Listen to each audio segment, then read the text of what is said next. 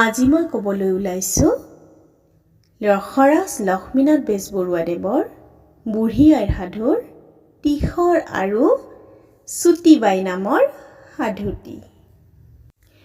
এখন গাঁৱত এহাল মাউৰা ল'ৰা ছোৱালী আছিল। ল'ৰাটোৰ নাম তীখৰ আৰু ছোৱালীজনীৰ নাম চুটিবাই। ল'ৰাটোৰ বুদ্ধিটো সৰুৰে পৰা বৰ চোকা আছিল দেখি গঞা মানুহে তাৰ নাম তীখৰ দিছিল আৰু ছোৱালীজনী চুটি চাপৰ দেখি তাইৰ নাম চুটিবাই দিছিল। সৰুৰে পৰা সিহঁতে ঘৰে ঘৰে বাগৰি জাগৰি ঠুঙুনা মুঙুনা খাই বৰ দুখত উঠিছিল। সকলোৱে পিঠা খাই দেখি এদিন তীখৰৰ পিঠা খাবৰ মন গ'ল।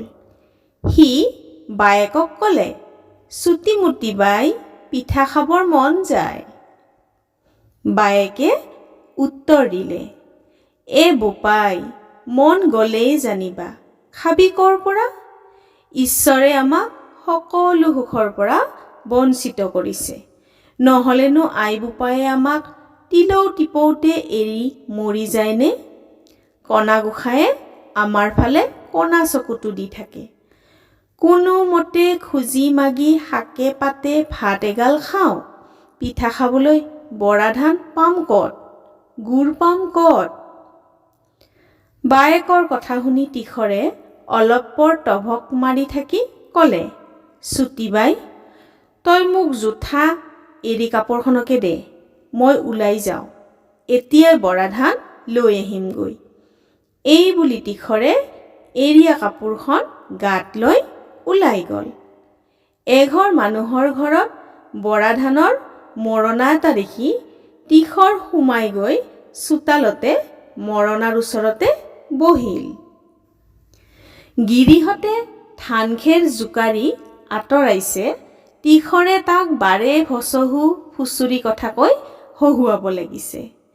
এনেতে এবাৰ তীখৰে তাৰ পিয়াহ লাগিছে বুলি কৈ গিৰিহঁতক পানী এঘটি আনিবলৈ ভিতৰলৈ পঠিয়াই দি ধানৰ ওপৰত বাগৰিবলৈ ধৰিলে। মানুহটোৱে পানী লৈ আহি দেখে যে ল'ৰাটো ধানৰ ওপৰত বাগৰি ফুৰিছে। সি তাক সুধিলে, হেৰ' তীখৰ, তোৰ কি হ'ল? তীখৰে কেকাই কেকাই উত্তৰ দিলে, মই পেটৰ কামোৰণিত ৰক্ষাকে পোৱা নাই, কি কৰোঁ, কলৈ যাওঁ? মানুহটোৱে তীখৰৰ পেটত ঘঁহি দিবলৈ এটোপা তেল আনিবলৈ লৰালৰিকৈ আকৌ ভিতৰলৈ গ'লতে তীখৰে মই ঘৰলৈকে যাওঁ, ইয়াতে থাকিলে মৰিম বুলি ৰিঙিয়াই কৈ উঠি লৰ মাৰিলে। ঘৰলৈ আহি তীখৰে বায়েকক এইয়া ধান নে বুলি কৈ কাপোৰখন জোকাৰি ধান এগাল উলিয়াই দিলে। বায়েকৰ মহা ৰং। তাই ক'লে, ধান জানিবা পালোঁ, কিন্তু তেল এটোপা পাওঁ ক'ত? তীখৰ, বাৰু মোক টেকেলি এটা দে বুলি কৈ বায়েকক খুজি টেকেলি এটা লৈ আকৌ ওলাই গ'ল। গৈ গৈ এঘৰ মানুহৰ ঘৰত তেলিশালত তেল পেৰা দেখি তাত সোমাই কাষতে অলপ থিয় দি গৰাকীক ক'লে, ককাই, ময়ো বেটেৰীটোৰ ওপৰত উঠিমনে? ভৰ সৰহ হ'লে বেগাই তেল ওলাব। শালৰ গৰাকীয়ে ক'লে, উঠিবৰ মন গৈছে যদি উঠ, হানিনো কি? বেটেৰীৰ ওপৰত উঠিয়ে তীখৰে ৰাগ টানি গীত ধৰিলে, সীতা শান্তি তোক মই বোলো ভাল, সুবৰ্ণৰ দলি চাই গাজোৰ নহ'লে তোক লাগে মিৰিগৰ ছাল। তীখৰৰ মাতটো বৰ সুৰীয়া। সেই দেখি তেলিশালৰ গৰাকীয়ে গীতটো শুনি সন্তোষ পালে। গীত গোৱা হলত তীখৰে ক'লে, ককাই, মোৰ ডিঙিটো চৰচৰাইছে, এখন তামোল খাবলৈ পোৱাহেঁতেন ভাল আছিল। সি এই বুলি ক'লত গিৰিহঁতে তামোল আনিবলৈ ভিতৰলৈ গ'লতে তীখৰে লাহেকৈ শালৰ পৰা নামি কাপোৰৰ তলৰ পৰা টেকেলিটো উলিয়াই টেকেলিকৈ তেল ভৰাই লৈ গুচি গ'ল। উভতি আহি তীখৰে বায়েকক তেল টেকেলি উলিয়াই দিলত বায়েকে ৰং পাই ক'লে, বাৰু তেল হ'ল, কিন্তু গুড় নহ'লে পিঠা খাবি কিহেৰে? তীখৰে আকৌ গুড় বিচাৰি লৰ ধৰিলে। তীখৰে গৈ গৈ এখন কুঁহিয়াৰ শালত গোটা চেৰেক মানুহে কুঁহিয়াৰ পেৰি থকা দেখি এটা বুদ্ধি সাজি সেই গাঁৱৰ অলপ ওচৰৰ হাবি এচুবাত জুই লগাই দিলেগৈ। যেই বতাহ পাই পাতত জুই লাগি জ্বলি উঠিল, তীখৰে লৰি আহি ফোপাই জোপাই কুঁহিয়াৰ পেৰি থকা মানুহকেইটাক ক'লে, ককাই সৰ্বনাশ, সৌ চোৱাচোন, তোমালোকৰ গাঁৱত ধমধম কৰি জুই লাগিছে। এতিয়া তোমালোকৰ ঘৰ বাৰী পুৰি ভস্ম হ'ব। মানুহকেইটাই সেইফালে চাই জুই লগা দেখি কুঁহিয়াৰ শালতে কুঁহিয়াৰ, থালিতে পগোৱা গুড় আৰু কলহত ভৰোৱা গুড় এৰি সিহঁতৰ ঘৰৰ ফালে লৰ ধৰিলে। তীখৰে সুৰুঙা পাই তাৰে পৰা গুড় একলহ লৈ পলাই উদ্ধং কৰিলে। গুড় পাই চুটিবাইৰ বৰ আনন্দ হ'ল। তাই পিঠা কৰিবলৈ যো-জা কৰোঁতেই হঠাৎ তাইৰ মনত পৰিল খৰি নাই।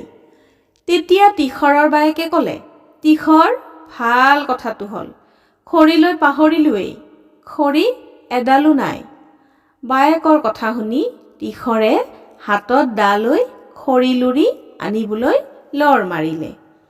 এখন গেজেপনি হাবিত সোমাই তীখৰে দাৰে ঘপ ঘপ কৰে গছৰ ডাল কাটি খৰি লুৰি থাকোঁতে এটা বাঘে ওচৰ চাপি আহি মাত লগালে, তই কোন?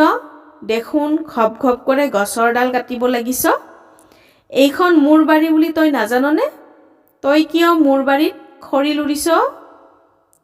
তীখৰে বাঘক দেখি ভয় পায়ো ভয়টো লুকাই লৈ মনটো ডাঠকৈ উত্তৰ দিলে, এইটি আমাৰ বাঘ ককাই নে? এৰা ককাই, মই এইখন তোমাৰ বাৰী বুলি জানো। মই বোলো বাঘ ককায়েনো চেনেহৰ ভায়েকক খৰি এডালো নিবলৈ নিদিবনে? ককাই, মোৰ ঘৰত পিঠা খোৱা পাতিছোঁ। ভাবিলোঁ তালৈ গৈ বাঘ ককাইকো মাতি যাওঁ আৰু খৰি ডালচেৰেকো লৈ যাওঁ।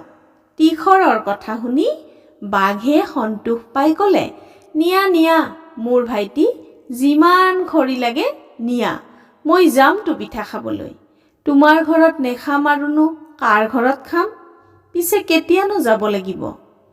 তীখৰে ঘৰৰ ফালে আঙুলিয়াই উত্তৰ দিলে, সৌফালে যিদিনা বৰ ধোৱা দেখিবা সেইদিনাই।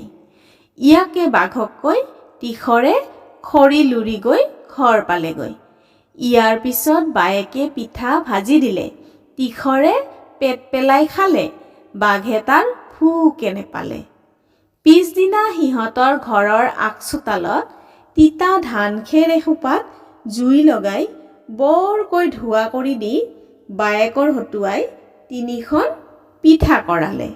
এখন পিঠা পদূলি মুখত, এখন দুৱাৰ মুখত আৰু এখন ঢেঁকীৰ ফিচাত সি থৈ দি বায়েকৰ সৈতে বৰচাঙত উঠি থাকিল। পদূলি মুখত থোৱাখন বৰা চাউলৰ, দুৱাৰ মুখত থোৱাখন কচুৰ আৰু ঢেঁকীৰ ফিচাত থোৱাখন চূণৰ পিঠা আছিল। বাঘে ধোঁৱা দেখি আহি তীখৰৰ ঘৰৰ পদূলিৰ মূৰ পাই পোনতে তাত থোৱা পিঠাখন খাই জুতি পাই দুৱাৰ মুখৰখন খালেহি। সেইখন খালতে তাৰ ডিঙি খজুৱাবলৈ ধৰিলে।